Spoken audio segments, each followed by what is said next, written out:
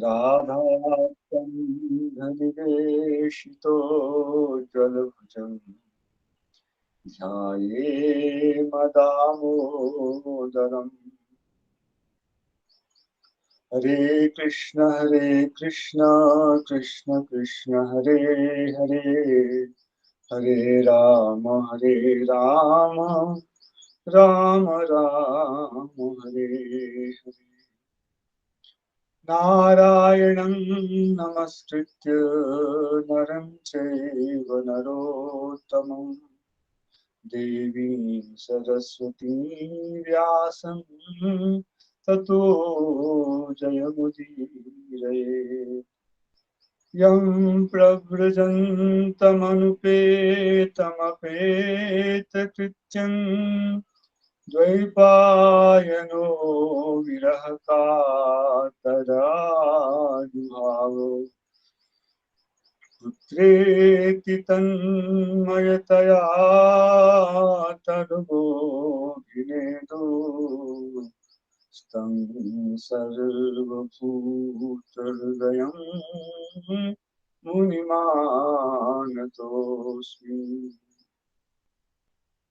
अस्यैव देववपुषो मदनुग्रहस्य, स्वेच्छामयस्य तनु न तु भूतमयस्य कोऽपि।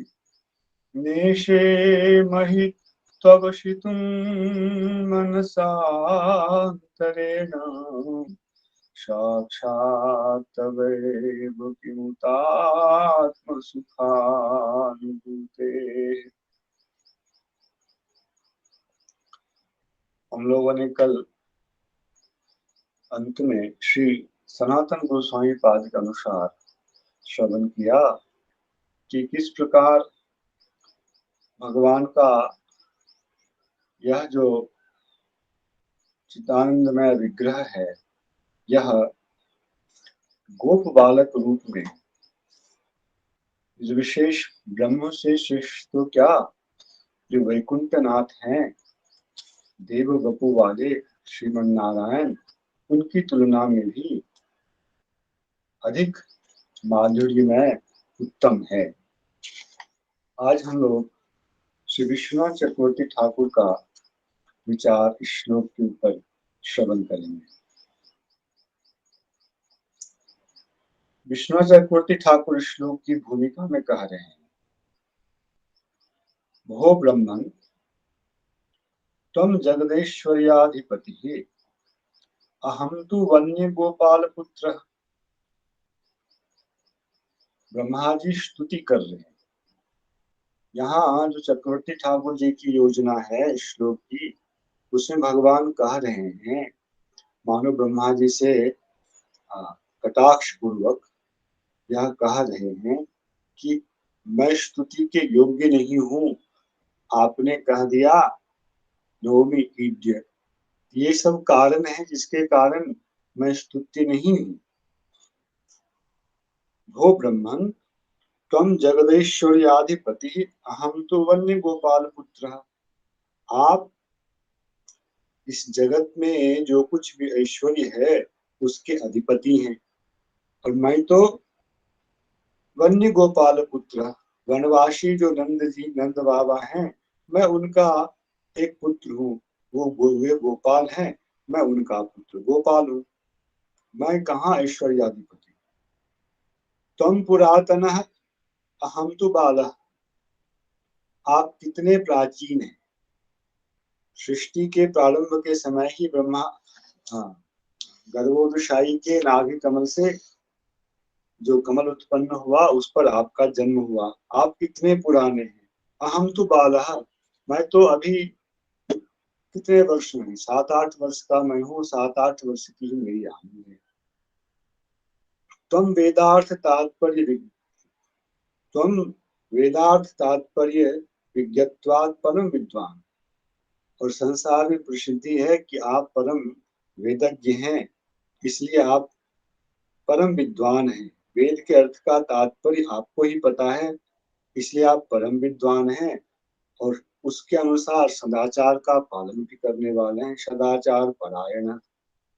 अहम तो वत्सचारकत्वात् अध्ययन शून्य, और दूसरी तरफ मैं बछड़ों को चराने वाला हूँ, जंगल में भटकने वाला हूँ, इसलिए मैं तो सर्वथा अध्ययन शून्य हूँ।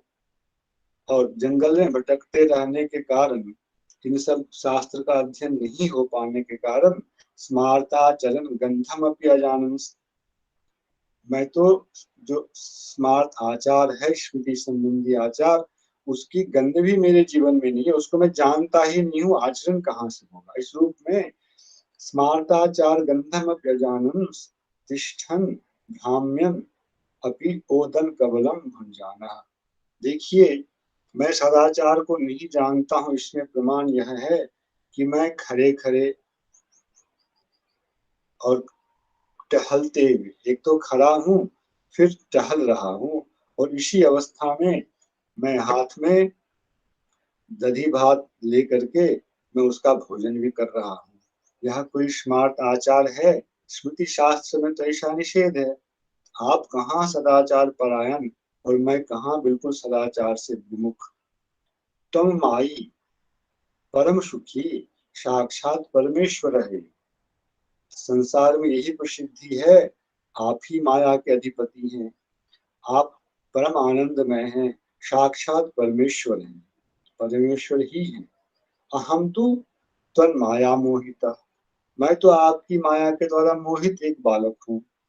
मनो दुखे न वने पर्यटन, मन के दुख, मानसिक दुख, हाय मेरे वत्सगण कहाँ चले गए, मेरे सखागण कहाँ चले गए, इस प्रकार के मानसिक दुख में, दुख से भरकर मैं इस जंगल में भटक रहा हूँ।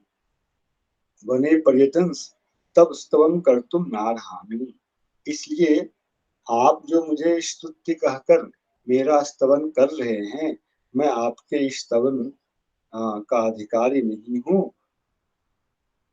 इस प्रकार की वक्रोक्ति जो है, ब्रह्मा जी आशंका कर रहे हैं, मानो भगवान यदि ऐसा कहें तो मेरा उत्तर क्या होगा।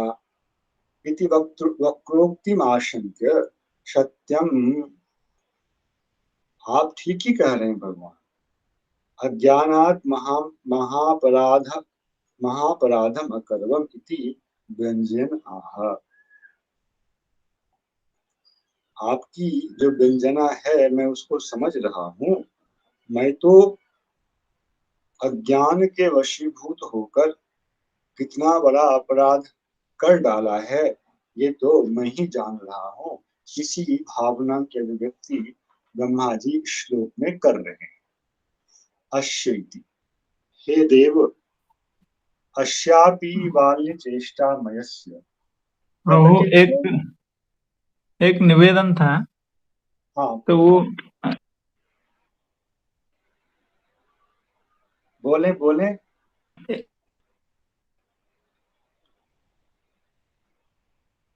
कुछ कह रहे हैं तव आप? स्तवम कर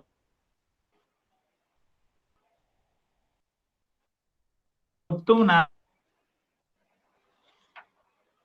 आवाज, आवाज कट रही है। गुरु जी आपकी आवाज नहीं आ रही है।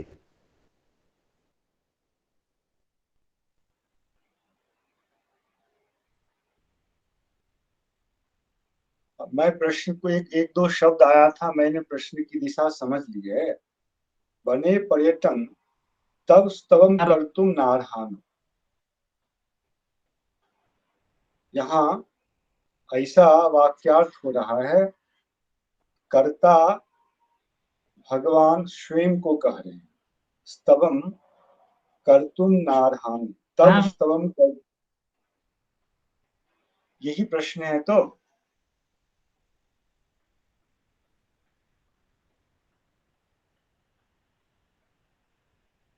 कह रहे हैं।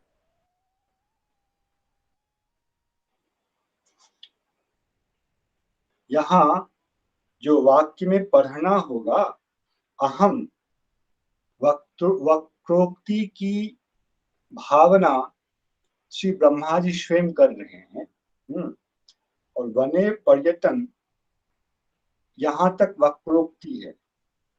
उसके बाद अहम तव स्तवम कर्तुम नारहामि इति आशंक्य, इस तरह से पदों की योजना करने के बाद जो अर्थ है वहां ठीक लगता है। वक्रोक्ति यहाँ तक है कि अहम तु तन्माया मोहितः मनो दुखेन वने पर्यटन अस्मि, अतः इति वक्रोक्तिम आशंक्य तब स्तवम कर्तुम नारहामि, ये ब्रह्मा जी का मनोभाव है। भगवान नहीं कह रहे हैं कि तब स्तवम कर्तुम नारहामि, यह खंड जो है वह ब्रह्मा जी से युक्त होगा।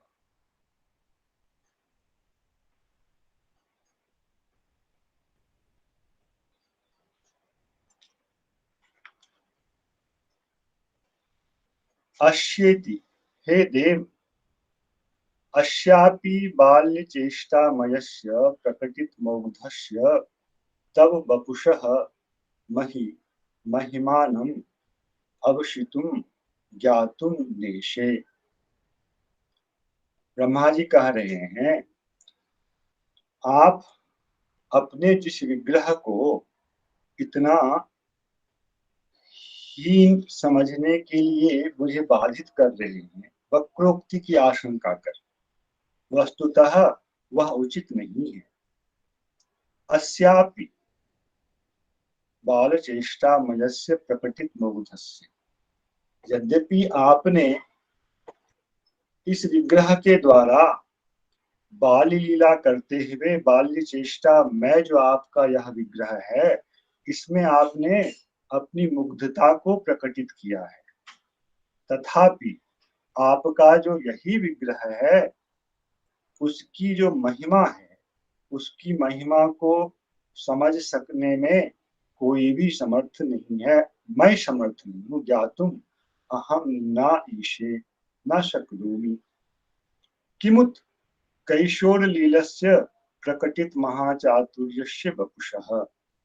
अभी तो आपने बाल्य लीला ही इस दिव्य विग्रह से की है, किंतु जब आप इस विग्रह से कैशोर काल की लीला करेंगे, कैशोर लीला जब आपका यह विग्रह से होने लगेगी, तब आप जो महा चातुर्य का प्रकटन करेंगे, उसकी महिमा के विषय में तो कहा ही क्या जाए। ब्रह्मा जी एक ही साथ भगवान की वक्रोक्ति का उत्तर भी दे रहे हैं और अपनी लालसा भी व्यक्त कर रहे हैं। यह प्रथम किमुत का यहाँ व्यवहार उन्होंने किया। जब आपके बाल लीला मई चेष्टा को करने वाला यह विग्रह ही जो है, इसकी महिमा का अंत मैं नहीं पार पा सकता हूँ, तो जो आपका कैशोर लीला में विग्रह होगा उसके विषय में क्या कहूँ, उसके विषय में मैं नहीं समर्थ होऊंगा। यह कहने की कोई बात ही नहीं। प्रकटित चातुर्यस्य कैशोर लीलस्य वपुषः अपि महि ज्ञातुं नेशे इति किमुत। एक अगली बात कह रहे हैं, तब आत्मनः मनसः या सुखानुभूतिः तस्याः निरतिशय स्वानंदमयः अपि वत्सचारणादिना यादृशं सुखम अनुभवसि तस्य। यहाँ जो आत्म सुखानुभूति पद है, इसको श्री ब्रह्मा जी ने, मतलब विश्वनाथ चक्रवर्ती ठाकुर ने अन्य रूप में प्रयुक्त किया है। किमुत आत्म सुखानुभूते, तब आत्मा अर्थात मन, आत्मनः मनसः या सुखानुभूति, मन में इन लीलाओं को करके जो आप आनंद को प्राप्त करते हैं, तस्याः निरतिशय स्वानंदमयः अपि वत्सचारणादिना यादृशं सुखम अनुभवसि। यद्यपि आप स्वयं निरतिशय आनंदमय हैं, किंतु लीला के द्वारा, वत्सचारण आदि लीला के द्वारा जो आप जिस प्रकार के सुख का अनुभव कर रहे हैं, उसका भी था, उसकी था मैं नहीं पा सकता हूँ, उसकी महिमा को नहीं समझ सकता हूँ। यह दूसरा हुआ किमुत। तथा तीसरा, तत्सहचराणामपि मनः सुखानुभूतेः महि ज्ञातुं नेशे। यहाँ तब आत्मनः सुखानुभूते, यह जो पद है वहां तब का अर्थ वे ला रहे हैं, तब तत्सहचराणामपि। आत्म शब्द को सहचर से जोड़ करके मनः सुखानुभूते है महि ज्ञातुम नेशे किमुत साक्षात तवैव। नहीं, यहाँ आपके जो सखागण आपके साथ लीला करते हुए आनंद का अनुभव कर रहे थे, मैं तो उनके भी उस मानसिक सुख का अनुभव नहीं कर सकता हूँ, तो फिर साक्षात आपको इन लीलाओं के द्वारा जो अनुभव हो रहा है उसकी तो बात ही क्या। तो आत्म सुखानुभूते, इसके प्रतिपक्ष के रूप में सखागण के मानसिक सुख को यहाँ तीसरे किमुत के कैमुतिक न्याय के लिए उपस्थापित किया गया है। चौथा, अंतरेण प्रत्याहित अंतर्वशीकृतेनपि मनसा किमुत अस्थिरेण। अब जो एक पद है, नेशे महित्वविषितुम मनसांतरेण, आंतरेण मनसा, समाधि में स्थित होकर के भी इस चीज को यदि समझने का प्रयास किया जाए, करूं तो भी मैं इसकी महिमा को नहीं समझ सकता हूँ। तरी किमुत अस्थिरेण, मैं तो अस्थिर हूँ, अभी चंचल हो रहा हूँ, तो भला मैं आपकी महिमा को कैसे समझ सकता हूँ। आंतरिक मन के द्वारा भी प्रत्याहित जो मन है उसके द्वारा भी आपकी महिमा को समझने में मैं समर्थ नहीं हूँ। यह चौथा। तथा कह ब्रह्माप्यहम नेशे किमुत अन्ये, और जब मैं ब्रह्मा ही इस विषय में असमर्थ हूँ, जैसा आपने कहा इस संसार का मैं ऐश्वर्य का अधिपति हूँ, तो जब मैं ब्रह्मा ही इस विषय में असमर्थ हूँ तो अन्य लोगों की बात ही क्या कही जाए। इति कैमुत्य पंचकम अज्ञान अज्ञानातिशय प्रतिपादकम। इस प्रकार से 5 कैमुतिक न्याय का प्रतिपादन यहाँ ब्रह्मा जी कर रहे हैं। भगवान की वक्रोक्ति के उत्तर स्वरूप 5 कैमुतिक भावों का यहाँ प्रदर्शन ब्रह्मा जी ने किया है और इसके द्वारा अपने अज्ञानातिशय का प्रतिपादन किया है। इति कैमुत्य पंचकम अज्ञानातिशय प्रतिपादकम ममापि ज्ञान संभावनायां न शास्त्राभ्यास तपो योगादिकम हेतु। अब आपने जो कहा कि आप बड़े शास्त्रज्ञ हैं, ज्ञानी हैं, विद्वान हैं, ये सब और सदाचार परायण हैं, तो इस विषय में मेरा निर्णय भगवान आप यह सुने कि ममापि ज्ञान संभावनायां न शास्त्राभ्यास तपो योगादिकम हेतु। आपके विषय में जो कुछ ज्ञान मैं प्राप्त कर रहा हूँ, जितना आपने दिखाया या और दिखाएंगे, इस सब के विषय में शास्त्राभ्यास, तप, योग इत्यादि अन्य कोई भी साधन हेतु नहीं है। इसमें हेतु तो एकमात्र आपकी कृपा का कटाक्ष का लेश ही है, किंतु कृपा कटाक्ष कनः एव इति भुवन वपुः विषिणस्ति। तो मैं सर्वथा अयोग्य हूँ और आपकी महिमा को समझने के लिए आपकी कृपा के अतिरिक्त और कोई भी साधन जो है वह फलदायी नहीं है, ऐसा भाव प्रकट करते हुए ब्रह्मा जी भगवान के दिव्य चिन्मय विग्रह की विशेषता बता रहे हैं। मयि अपराधिनी अपि अनुग्रह महेश्वर्य दर्शनोत्थ महोत्तर महेश्वर्य दर्शनोत्थ मोहोत्तर काल दर्शन दानानुमितो यस्य तस्य। तो रह गया पद मद अनुग्रहस्य। इसकी व्याख्या में श्री विश्वनाथ चक्रवर्ती ठाकुर कह रहे हैं, यद्यपि मैं आपके प्रति अपराधी हूँ, मैंने आपके परम प्रिय सखाओं का और वत्सों का अपहरण किया, इससे मैं आपके चरणों में महत अपराधी हूँ। मयि अपराधिनी अपि अनुग्रह, किंतु आपने ऐसे अपराधी के ऊपर भी अनुग्रह किया। महेश्वरी दर्शनोत्थ मोहोत्तर काल दर्शन दानानुमितः।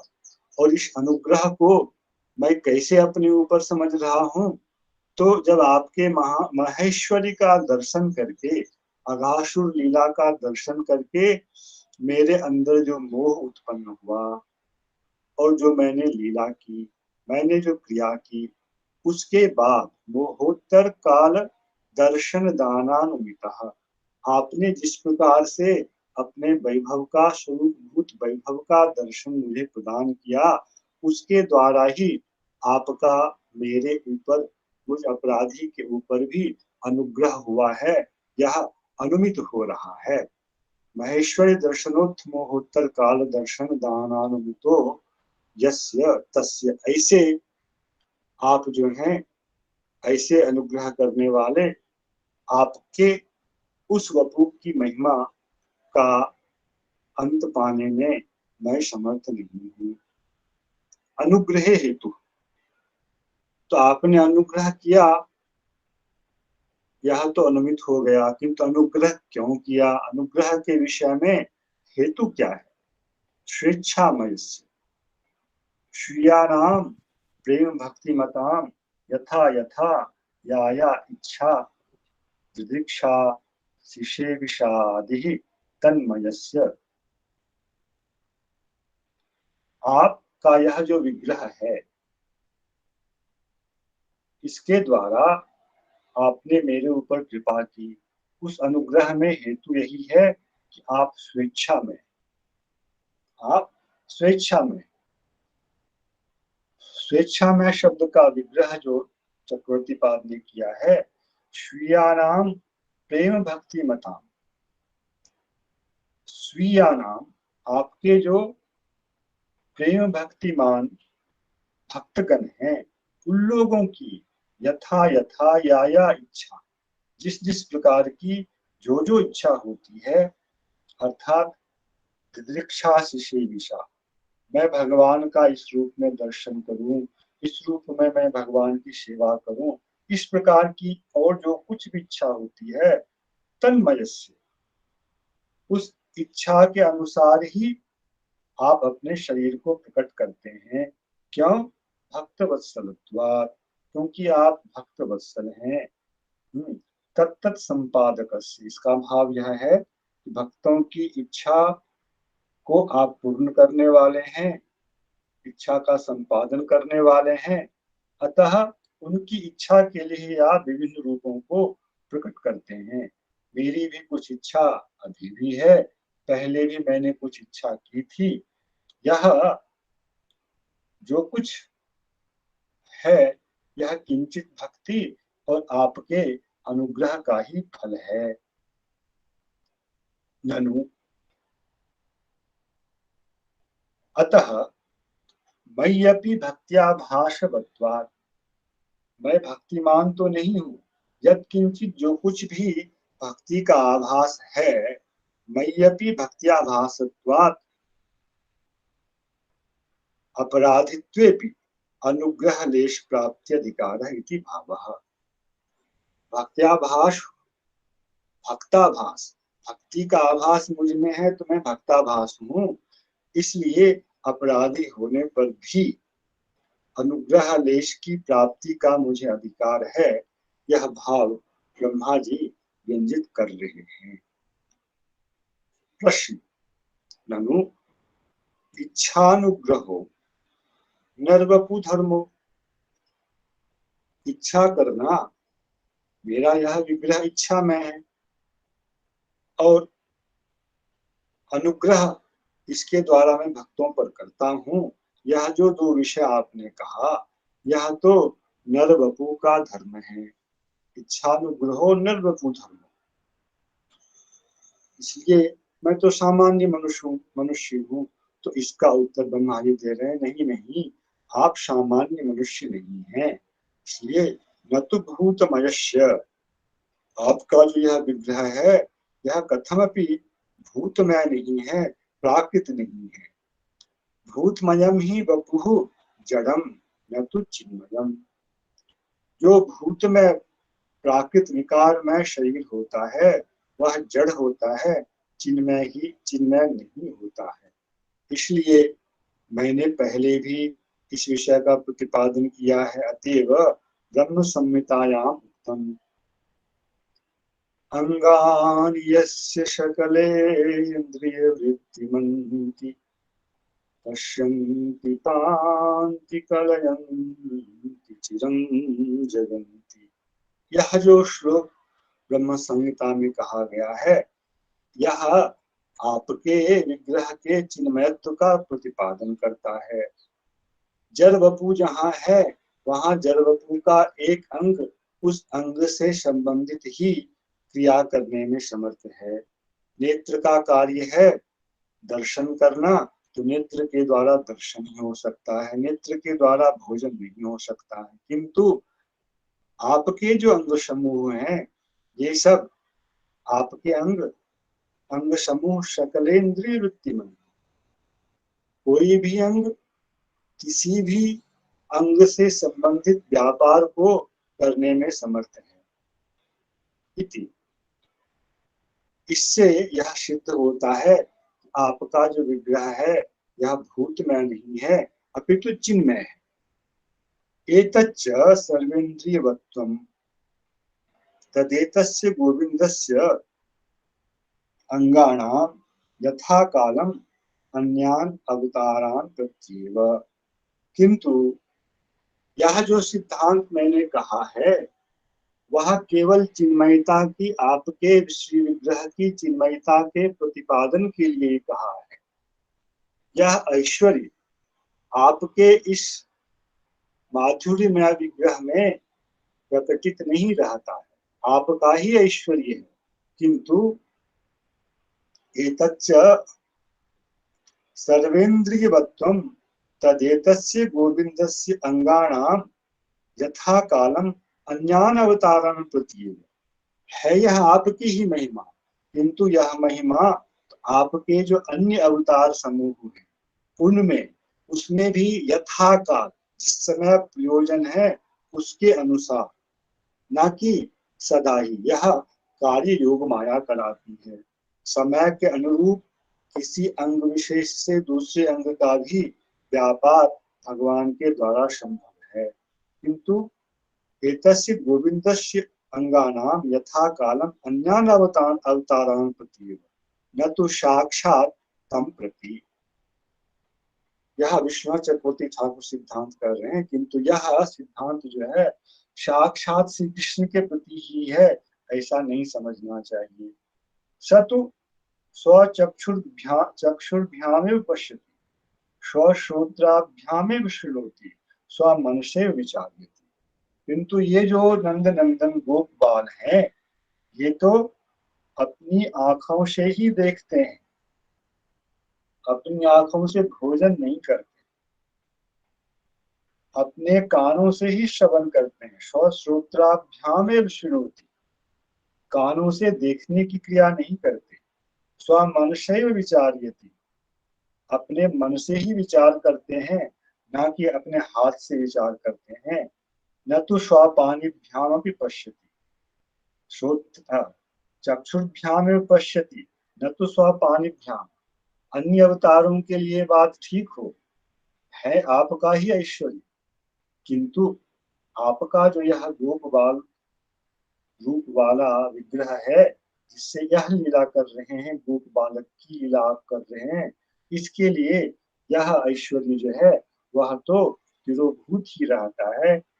इसमें आप जिस अंग का जो कार्य है उस कार्य का ही आप संपादन करते हैं, न तो स्वपानी ध्यान की पश्यति इत्यादि विवेचनीयम।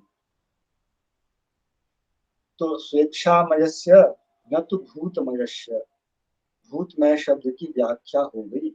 अब यहाँ एक एक एक बार पूर्ण श्लोक की व्याख्या चक्रवर्ती ठाकुर जी ने कर दी। ब्रह्मा जी भगवान के मुख से एक वक्रोक्ति की आशंका कर रहे हैं कि भगवान यदि ऐसा कहें कि मैं तो स्तुत्य नहीं हूँ और इन कारणों से स्तुत्य नहीं हूँ, तो ब्रह्मा जी उस वक्रोक्ति की आशंका कर उसका उत्तर दे रहे हैं, भगवान आप क्षति कर रहे हैं, मैं तो बहुत बड़ा अपराधी हूँ, अपराधी के प्रति ऐसी ही तो बात की जाती है, अपराधी से सीधे मुख थोड़ी बात की जाती है, वक्रोक्ति के द्वारा ही बात की जाती है। मैं महाअपराधी हूँ और आपका यह जो विग्रह दिव्य विग्रह है इसके इसकी महिमा को तो मैं समझ ही कैसे सकता हूँ। तब उस विषय में जो है 5 कैमुतिक न्यायों का उन्होंने प्रकटन किया, जिसमें अस्य बाल चेष्टा में यह विग्रह, फिर आत्म सुखानुभूते है इस पद का, आंतरेण मनसा इस पद का उन्होंने प्रयोग करके 5 कैमुतिक न्याय का व्यवहार किया। 4 और फिर कह अहम ब्रह्मापि से, मैं ब्रह्मा भी नहीं समझ सकता हूँ तो और कौन समझ सकते हैं, इसमें 5वें कैमुतिक विषय को उन्होंने उठाया। फिर तथापि आपने जो मुझको दर्शन दिया, यह मेरे ऊपर आपका अनुग्रह है, यह इससे अनुमित होता है। वह कहाँ गया, मद अनुग्रह से, वह गया जिस अभी अभी आपने मेरे ऊपर कुछ कृपा की है, और आपका यह विग्रह जो है भूत में नहीं था, यह स्वेच्छा में है। अनुग्रह में हेतु क्या है, अनुग्रह में हेतु आपकी भक्ति करने वाले जो लोग हैं उनकी इच्छा को पूर्ण करने के लिए, उनकी इच्छा के अनुसार जो अपनी इच्छा को ढालकर आप अपने शरीर को, प्रभु को प्रकट कर लीला करते हैं, यही अनुग्रह का हेतु है। और मैं भी आपका स्वीय ही तो हूँ, भक्ति नहीं है मुझ में, भक्ति का आभास तो है, इसलिए मैं भी आपके अनुग्रह का पात्र हुआ हूँ। और आगे जो कुछ लालसा है मेरी मेरी आशा है कि आप उसको भी पूर्ण करेंगे। यह भी व्यंजना, क्योंकि बाद में जो समापन है वहां लालसा का और प्रकटन है। तो इस रूप में सारे पदों की संगति करके फिर भूतमय नहीं है यह, किंतु चिन्मय है। किंतु यह चिन्मयता आपके वर्तमान गोप बाल स्वरूप में नहीं, चिन्मयता तो है, किंतु चिन्मयता का जो हेतु मैंने प्रस्तुत किया है, किसी भी अंग से किसी अन्य दूसरे अंग की के भी व्यापार का संपादन कर लेना, यह आपके अन्य ऐश्वर्यमय स्वरूपों में, अवतारों में यथा काल जो है वह देखा जाता है। किंतु वर्तमान गोप बाल के रूप में आप, गोप बालक के रूप में आप कभी भी नर लीला का अतिक्रमण नहीं करते हैं। यही विश्वनाथ चक्रवर्ती ठाकुर जी के कहने का भाव है। और अस्मत् संप्रदाय का सिद्धांत यही है, सारे ऐश्वर्यों के विद्यमान रहने पर भी नर लीला का अतिक्रम नहीं करना ही भगवान का माधुर्य कहलाता है। इसलिए यह ऐश्वर्य आप में है, अभाव तो नहीं है, किंतु इस विग्रह से आप उस ऐश्वर्य को प्रकट भी नहीं करते हैं, यह आपका महामाधुर्य है।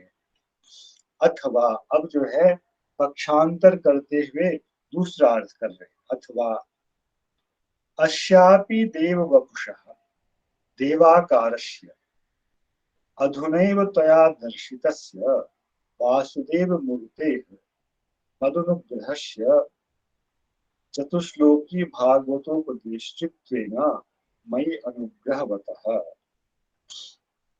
एक तो साक्षात जो गोप बाल रूप है अभी सामने, पहले उसके उससे संबंधित अर्थ का प्रतिपादन किया।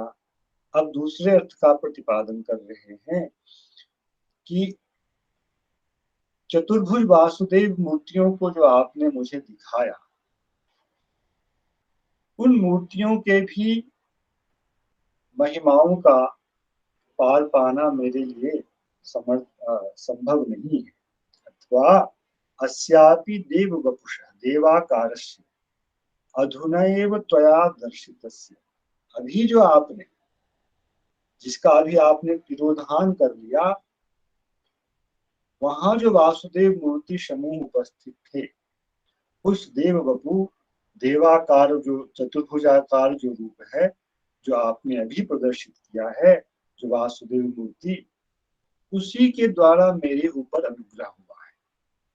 और इस अनुग्रह को केवल वर्तमान नहीं, वे कह रहे हैं जब सृष्टि के प्रारंभ में मुझे जब सृष्टि करने का अवसर आया, विसर्ग का अवसर आया, उस समय जो मैं सृष्टि के विषय में मोहित सा हो रहा था, तब आपने इसी वासुदेव मूर्ति के द्वारा मेरे ऊपर अनुग्रह किया था और चतुश्लोकी भागवत का आपने उपदेश दिया था।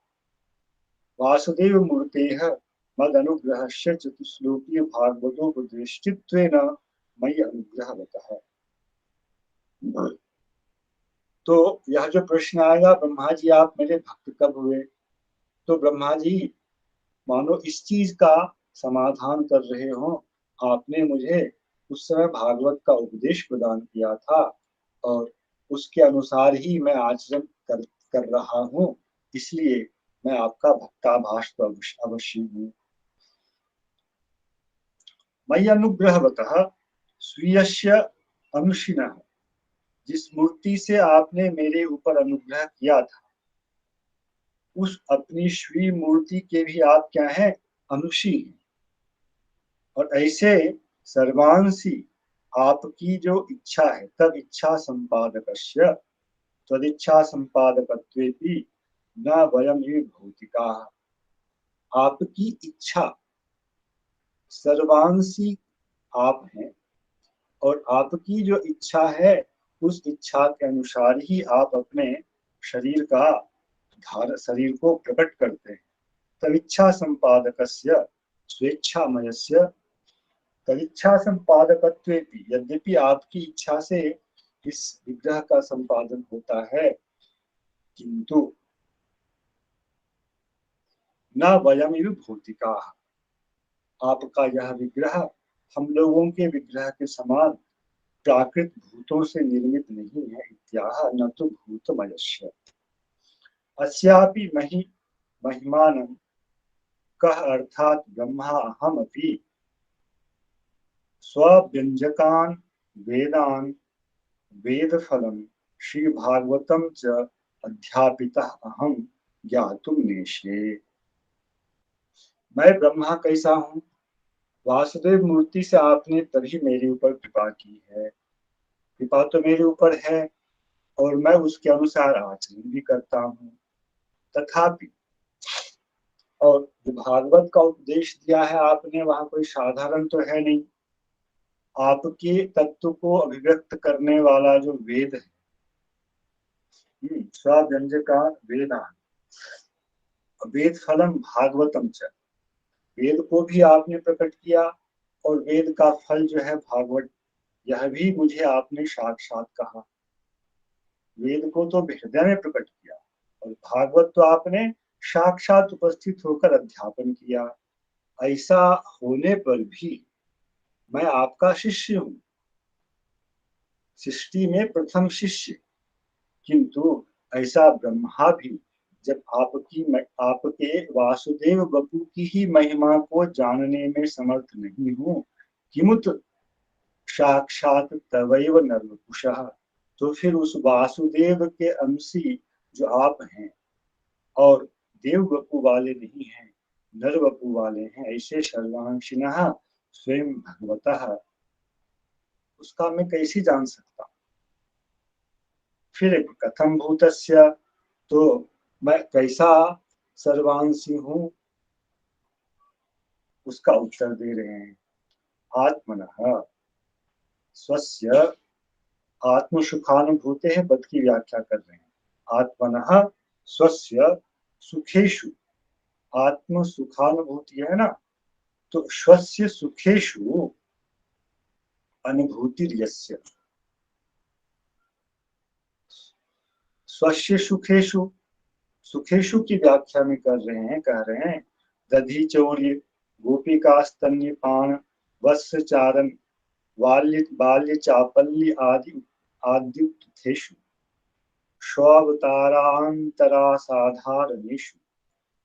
यह जो सुख है, स्वस्य सुखेषु अनुभूति यस्य, तो स्वस्य कहने का मतलब है यह आपकी इस असाधारणी जो लीला है गोप ब्रज में, इसमें ही सुख की प्राप्ति होती है, अन्यत्र नहीं। स्वगत जो सुख है किसमें? दधि चोरी करना, गोपिकाओं के स्तन का पान करना, बछड़ों के साथ गोचारण करना, बछड़ों को लेके गोचारण करना, और अनेक प्रकार की बाल्यकालीन चपलताएं, इन क्रियाओं के द्वारा, इन लीलाओं के द्वारा जिस सुख को आप प्राप्त करते हैं, उस विषय को तो कैसे ही समझा जा सकता है। स्व स्व अवतारांतर असाधारणेषु, ये सब जो क्रियाएं हैं, दधि चुराना, अन्य गोपियों के स्तन का पान करना, विराजित चरण से वत्स चारण करना, ये सब जो है आपके इसी अवतार, इसी भगवत विग्रह का सर्वांशी जो आप हैं ऐसे भगवान, इसका असाधारण लक्षण है। आपके अन्य अवतारों में ये लीलाएं नहीं होती हैं। इस प्रकार के स्वस्य सुखेषु अनुभूति यस्य, आप ऐसे हैं। इस प्रकार से द्वितीय अर्थ जो है श्री विश्वनाथ चक्रवर्ती ने प्रतिपादित करके, जैसा भी हम लोगों ने पहले पढ़ा था, उस सबसे बहुत विलक्षण अर्थ यहाँ उन्होंने साधित किया है। अब इसके बाद हम लोग इसके अगले श्लोक में प्रवेश करते हैं। वह श्लोक बहुत प्रसिद्ध श्लोक है। ज्ञाने प्रयासमुदुपास्य नमन्त एव जीवन्ति सन्मुखरितां भवदीयवार्तां, स्थाने स्थिताः श्रुतिगतां तनुवां मनोभिर्ये प्रायशो जितोऽप्यशितैस्त्रिलोक्याम्। हे अजित,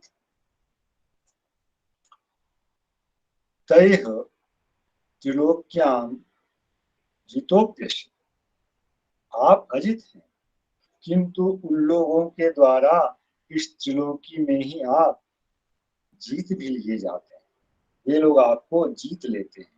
कैसे लोग जीत लेते हैं और कैसे लोग नहीं जीत पाते हैं, इस चीज का विवरण बाकी श्लोक के अन्य भाग में है। ज्ञाने प्रयासमुदुपास्य नमन्त एव जीवन्ति षण्मुखरितां भवदीयवार्ताम्। ज्ञाने प्रयासमुदुपास्य, शास्त्र में जो ज्ञान रूपी साधन कहा गया है, उस साधन का सर्वथा परित्याग करते हुए उसके प्रयास में भी नहीं लगना है।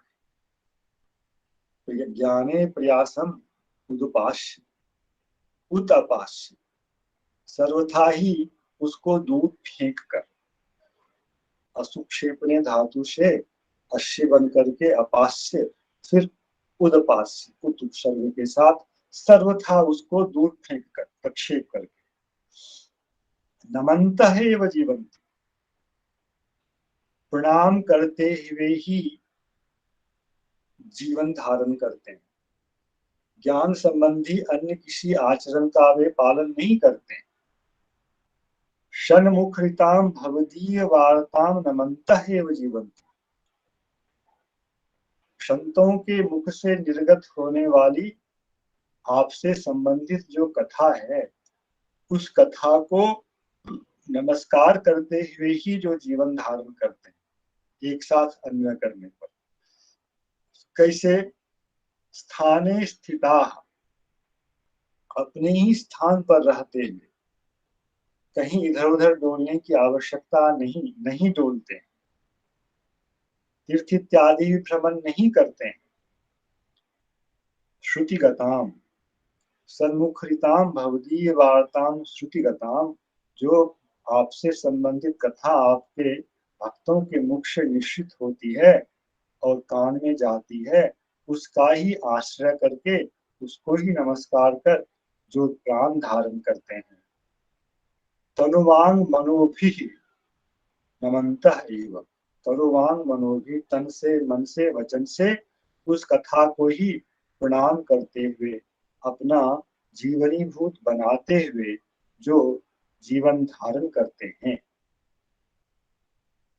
उनके पक्ष में हे अजित, आप जो हैं, यद्यपि किसी से जीतने योग्य नहीं है, आपको कोई जीत नहीं सकता है, तथापि त्रिलोक्याम तैः जितोप्यस्य, अजित होने पर भी ऐसे आचरण करने वालों के द्वारा इस त्रिलोकी में आप पराजित भी हो जाते हैं, वशीभूत भी हो जाते हैं, वे आपको जीत भी लेते हैं।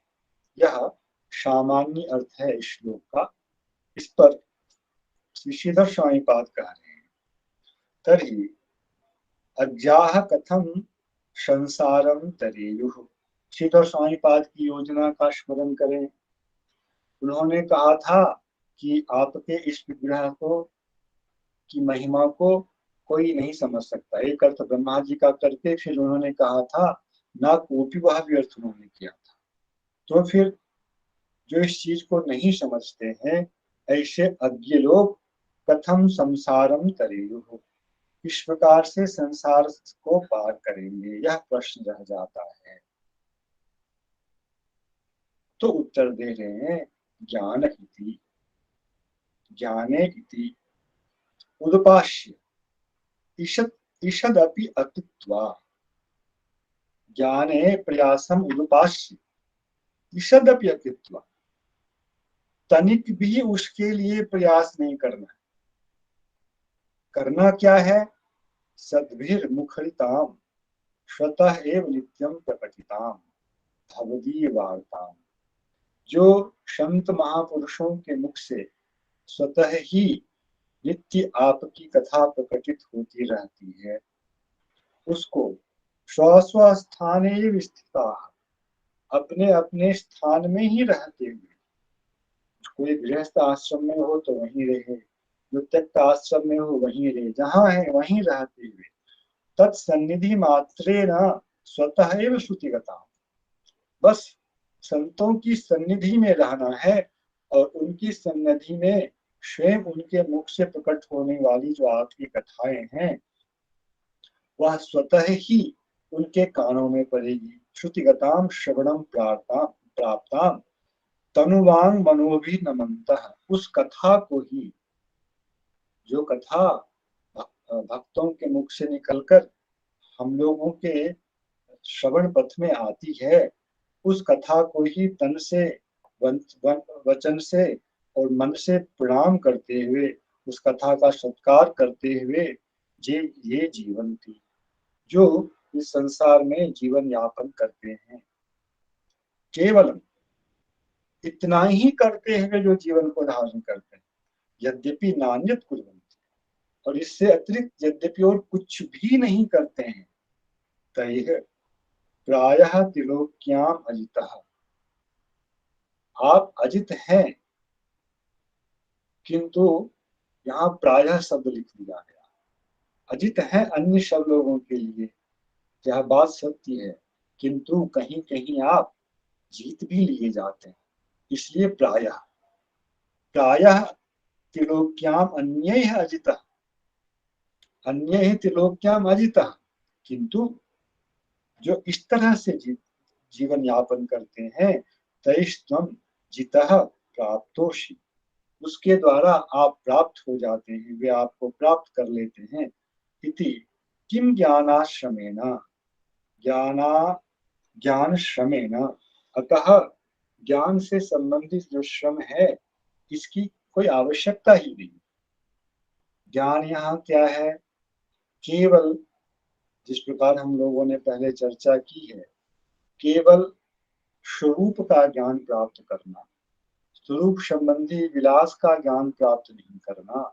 और उसके लिए जो साधन है, जैसा गीता के 13वें अध्याय के अनुसार हम लोगों ने श्रवण किया था, अमानित्वम, अदम्भित्वम, अहिंसा, क्षांतिरार्जवम, आचार्योपासनम, शौचम, स्थैर्यम, आत्मनिग्रह, इंद्रियार्थेषु वैराग्यम, अनहंकार एव च, जन्म मृत्यु जरा व्याधि दुख दोषान दर्शनम। ये सब असक्तिरविश्वंगः पुत्र दारगृहादिषु नित्यं च संचित्तत्वं इष्टानिष्टोपपत्तिषु, ये सब जो ज्ञान प्रधान साधन है। अब ऐसा नहीं है कि भक्ति में ज्ञान संबंधी ये साधन नहीं होते, होते हैं। भक्ति देवी उसे स्वतः ही उत्पन्न करती है। इसलिए दास ने पहले निवेदन किया था, ज्ञान सांख्य योग वाला जो ज्ञान वैराग्य है और भक्ति योग से उत्पन्न जो ज्ञान वैराग्य है, इसमें बहुत अंतर होता है। बहुत विषय में समानता भी, किंतु बहुत विषयों में अंतर भी होता है।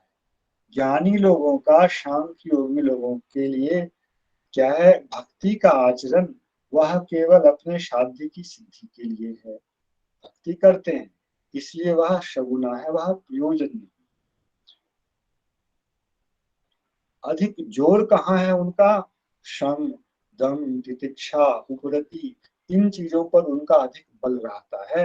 इसके बल से हम उस विषय को प्राप्त करेंगे। इस अंश में जो है इस वर्तमान श्लोक की प्रवृत्ति है कि उस प्रकार से भले ही सगुना भक्ति के द्वारा आत्मस्वरूप को समझ ले, ब्रह्म रूप स्वरूप को का अनुभव भी कर ले, किंतु यह जो ब्रह्मा जी के सामने उपस्थित गोपाल बाल रूप है, यह रूप जो है उसके द्वारा अनुभूत नहीं हो सकता है, यह उसके द्वारा प्राप्त नहीं हो सकता है। इसके लिए क्या पथ है? सांख्य योग का जो प्रतियोगी, सर्वथा स्वतंत्र सांख्य योग को भी अपने अनुग्रह से सफल करने वाला जो पथ है वह भक्ति योग का पथ है। और उसमें सर्व प्रमुख प्राथमिक जो भाग है, नहीं साधन बन पाता है, अन्य कुछ भी नहीं कर पाता है, इतना भी यदि निष्कपट होकर वह आचरण करता है कि संतों के मुख से निकली हुई वाणी को श्रद्धापूर्वक, यहाँ मन से जो आदर है वह उसके प्रति पूर्ण श्रद्धा का द्योतक है। जो कुछ भी भागवत में वर्णित है वह सब कुछ सत्य है, उसमें असत्य कुछ भी नहीं है। इस आस्तिकता को, ऐसा जीव गोस्वामी वगैरह ने अर्थ किया है, इस आस्तिकता के साथ हाथ जोड़कर कथा को प्रणाम करना, कथा वाचक को प्रणाम करना, कथा के श्रोताओं को प्रणाम करना, इस तरह का आचरण, इतना भी यदि आचरण निष्कपट होकर हो जाता है तो जो भगवान अजित हैं वे उनके द्वारा जित हो जाते हैं, प्राप्त हो जाते हैं। और यही सिद्धांत भागवत के प्रारंभ में द्वितीय अध्याय में भगवान ने बताया है। श्रीमताम स कथा कृष्ण पुण्यश्रवण कीर्तन, कथा सुनने की जिसको अभिलाषा होती है, जो सुन रहे होते हैं, भगवान स्वयं ही उनके हृदय में आकर के बैठ जाते हैं। भागवत के मंगलाचरण में वह एक भाग है ना, क्या है वह खंड, क्या है श्लोक का, जिसमें शुश्रूषुभिस्तत्क्षणात्, हाँ, शुश्रूषुभिस्तत्क्षणात्, सुनने की लालसा होने मात्र, निष्कपट लालसा, यह ज्ञान जो साधन है, इसका जो साध्य है, उसकी लालसा यदि है तो भगवान आगे नहीं बैठेंगे। उससे रहित भक्ति की ही लालसा से जैसे ही हम भगवान की कथा को सुनने के लिए बैठते हैं, भगवान स्वयं ही हमारे हृदय में आकर विराजमान हो जाते हैं। अलग से ध्यान इत्यादि करने की भी आवश्यकता नहीं होती है। कथा भगवत कथा की यह महिमा है। इस प्रकार श्रीधर स्वामी द्वारा की गई इस व्याख्या का श्रवण कर आज की कथा को दास ही विराम देता है। कुछ भूल चूक हुई हो तो आप लोग उसे क्षमा करेंगे, सुधार कर उसे ग्रहण करेंगे। जय श्री कृष्णार्पणमस्तु। हरे कृष्ण कृष्ण कृष्ण हरे हरे, हरे राम राम राम हरे हरे। सभी वैष्णव वृंद तथा श्रोत्र वृंद और आचार्य वृंद के चरणों में पुनः कोटि कोटि नमन ज्ञापन करता। श्रीपाद हरि